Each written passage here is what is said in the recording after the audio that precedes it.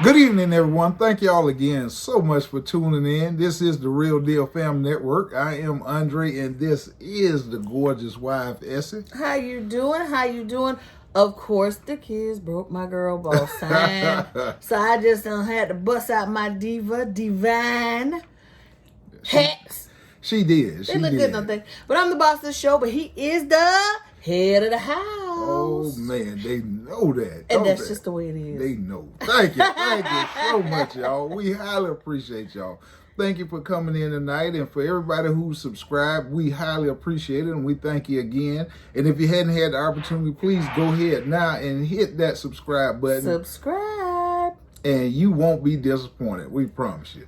We got some good, great topics for you, about you, things you need to know and things you need to watch out for. So go ahead and subscribe. Support us. Go ahead and do it. You like I say, you won't be disappointed. With that being said, we're going to dive right in this evening. We like to talk about a situation that's taking place right now. We got a lot of family members that's starting to look for a residency abroad. And I think a big problem that they're running into when they get there is that citizenship is not readily available like they would expect, especially when going to the continent. Well, so the option is people are tired and fed up and don't want to be in Babylon. I mean, we talked about this before. A lot of people are starting to wake up and, hey, it's a whole lot of signs like I'm in Babylon. So I need to get out of here. So, where can you go? What can you do? A lot of white celebrities are actually packing up. I think they said Tom Hanks left. A lot of celebrities are going down to the Caribbean and Europe, other places. And, they did get out of here. So...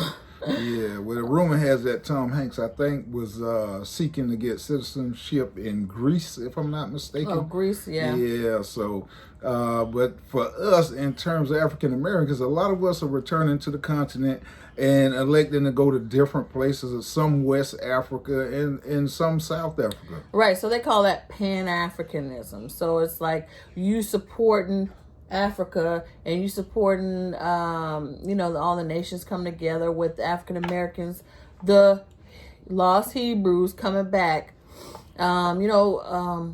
Scripturally things have to kind of happen in reverse. You have to go back, and so they're supposed to help you along the way, your brethren. So, and then when they don't help you, God handles them. So African Americans don't want to go back and invest in the continent if they can't get citizenship. So that's like a big issue. Should we invest all of our dollars and go back and try to do all that, and then we can't get citizenship at any moment? Whatever you invest could be ganked. Nobody wants that. No, they do not. And everybody's familiar with the reason why a lot of people are leaving. They are disappointed the way things are going here in the States. The violence have really ticked up, and everybody know the history of the country. So you're getting a lot of our people deciding to move to the country, like my wife say. But the difference is that when you apply for citizenship here, it takes about 5 years for the process to go. But in Africa, and like they say, it's like 53 countries over there. So it's different for each country. Mm-hmm. But people want to go home and they want to start a new life and they want to get going. And they feel like that's our ancestral home. So they feel like they should be able to go over there and obtain citizenship fairly easy. Right, because you were actually stolen away. You didn't give up your citizenship in all these generations. Nobody ever came to help their people out. They feel like they should be offering this up on a platter, like, hey, come over here, invest, and become citizens again right off the rip. But they're like, we don't know y'all. Well, in 2019, Ghana had the year return, and a lot of people were under the impression that they were given like automatic asylum, basically citizenship to African Americans. And a lot of people was under the impression that they would be able to go over there, leaving the United States, and obtain citizenship fairly easy and quickly. But that has not been the case. Mm-hmm. And so a lot of African Americans, especially ADOS and some other acronyms that we can't get on. Okay, black folks thought, it was just like set up like a tourism thing for them to collect a lot of money and then not really offer you any citizenship or anything like that. And so that's kind of what it's panned out to be so far. You know, the idea is that they say they want you to come over there and invest and be a good upstanding citizen, and then there's like, you know, then you can apply for your citizenship, but there's still nothing set in stone. And so black folks don't have money to be wasting like that. We over here just making 2 pennies rub together, you know what I mean? Yeah, but there's a lot of African Americans who already made the plunge.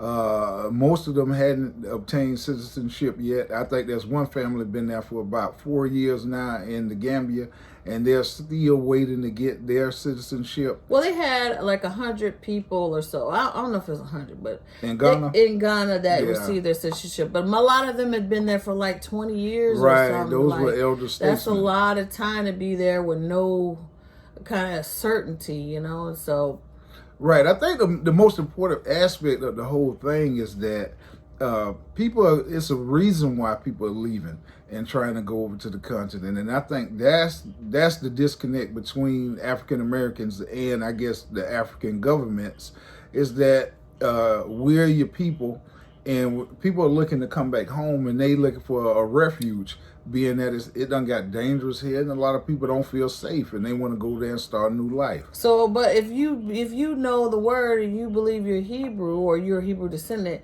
then you know that technically that's the land that's not yours. And so there's a lot of, you know, it's up in the air about that. But definitely African Americans don't want to go over there if they can't get citizenship. They're looking to other places as well, you know. Right, but you migrated there, and primarily to the west coast of Africa, and that's where a lot of the Hebrews were stationed at. They're still there, and so till Christ returns. Exactly, and so they would like the opportunity to go back. That's where they was taken from. A lot of them and brought over to the States. Mm-hmm. And so, like we say, a lot of people. And the Ghanaian president apologized for their role in slavery. So I mean, that's big. That's better than any other president. Right, but. Like we say, and people got to look at this situation. Things are getting dire, and that is an option for you. A lot of people don't want to go to Europe and go to other places. They feel like that's the West, and they'll be subjected to the same type of things that they are here. Mm-hmm. So that's why a lot of African Americans are looking to go back to the continent. And the people that's over there, if you go on YouTube, and you'll see a lot of families that's over there. It's not an easy transition. But they've made the plunge, and a lot of them say that they're glad that they did. Right, because you get to be amongst people that don't treat you, you know, any kind of way. Yeah, and you don't have to. You can walk down the street and don't have to worry about, you know, getting killed and whatnot in most places. So, I mean, it's an option. Do you think a lot of African Americans from the state at this moment, if something transpired like the upcoming election and there's a mass chaos, a lot of different things going on, you think a lot of people would desire to leave? I mean, there'd have to be great calamity. So, you know, God says you're going to be going weeping and stuff. And so... But anybody with some sense knows you don't want to be weeping when you go. So if you can go ahead of time, you know, that's a better situation.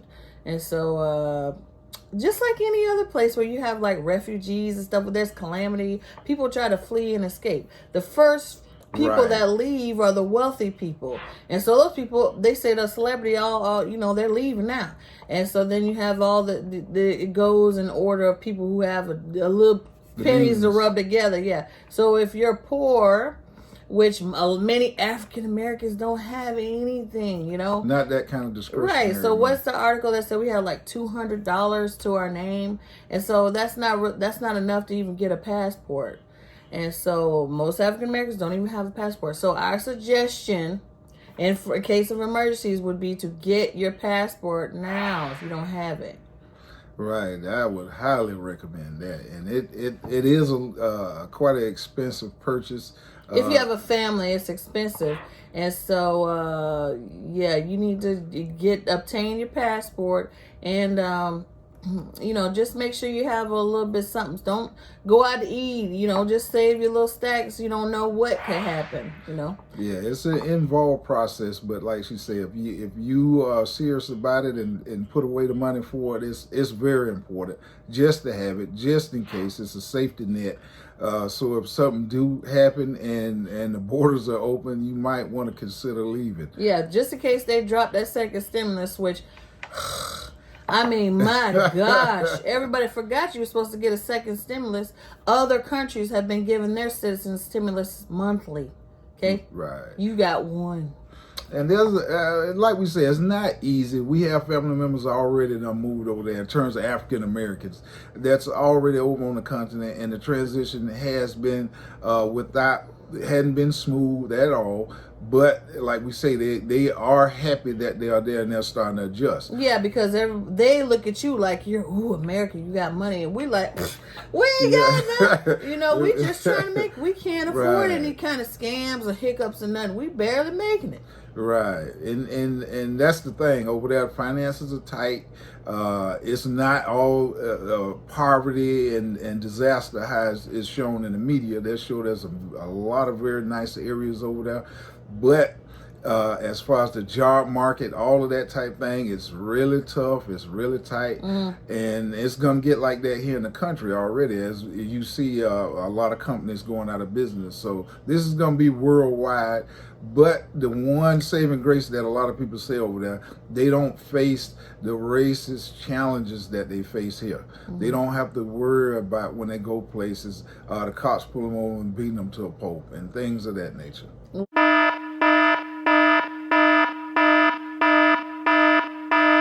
They have different kinds of things, situations. But a lot of, you know, African nations have faced those issues with imperialism and the caste system, where the Indians and the Caucasians in the past have done those things. Or a lot of European countries come in and try to stir up trouble between the tribes and different things like that. And so, you know, so that's the issue that African Americans always see on TV, like, ooh, they always got war over there. But, you know, you have to look into wherever you are intend on going, you know. Right. Like she said in the beginning, like they've been saying in the media, a lot of people have decided to go to the Caribbean. It's a lot closer. It's very similar to the States, more tropical climate. So it's not as far as Africa. And it's more of a touristy destination. So some people are going there. And like she said also, entertainers and people with means have already been preparing for things like this in case something ever goes sideways. Martial law is invoked, anything like that. People, didn't Trump say somebody told him to invoke martial law? Well, allegedly Roger Stone, I guess he was previously involved in his campaign in 2016. But he told Trump if he lose, he would advise him to invoke martial law. And I guess that would keep him in the presidency at that time. But it's crazy out there, and everybody need to be more aware of what's going on. So most people don't know what martial law is. You just think you know what martial law is. Martial law is where they lock everything down. He can literally say, you know, the country's in danger and lock down martial law until he decides he wants to take it off, which could be never, you know. And basically you'll have a dictator if he thinks the country is being, you know, overthrown or whatever, you know. You just come with anything.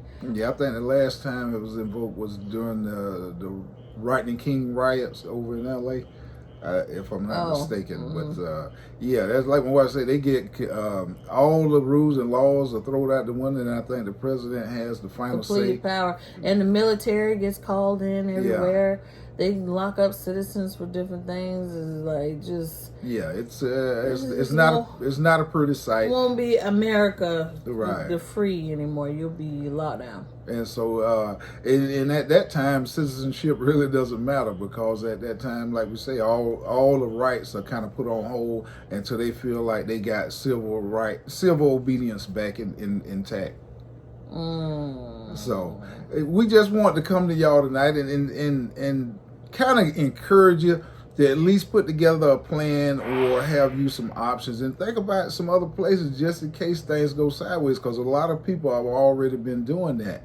And don't think other places are rosy and much better than here. You're gonna face challenges anywhere you go. Everywhere has its challenges, but I guess we've dealt with different types of challenges here, and a lot of people sick and tired and ready to move on. Right. So, I mean, and if you can't see this Babylon, everybody know the story about Babylon. If you don't know, you should go take a look at some of our other videos or just Google it.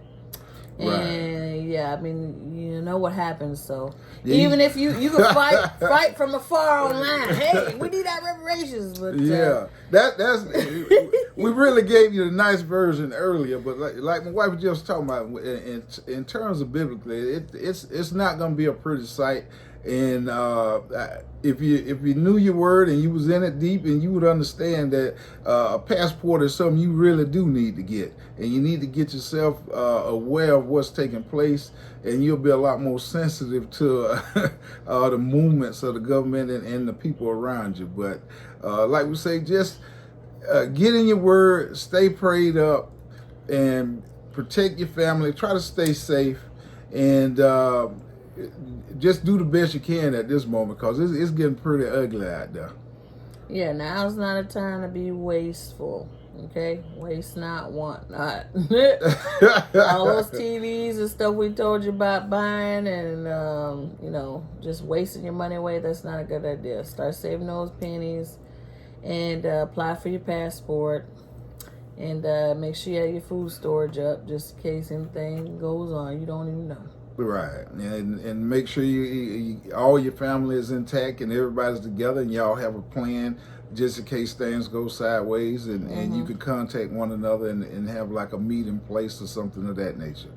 But Black family, we just want to come to y'all, and we want, like we said, encourage you to get yourself together and not be lax with everything, and take stuff serious, and be in tune with what's going on around you, and just be blessed. Right, sugar? I'd give you a kiss, but I got on my D-man. Let's see if I can get it. I guess I don't deserve one after that video. But thank y'all again, family. We really appreciate all the support. And if you haven't had the opportunity yet, please go ahead and hit that subscribe button, and we will highly thank you. And leave a comment in the comment section if you have any feelings about what we just said, or any ideas that you can share with everybody. We will highly appreciate it. And y'all have a wonderful and blessed evening. Good night. Good night.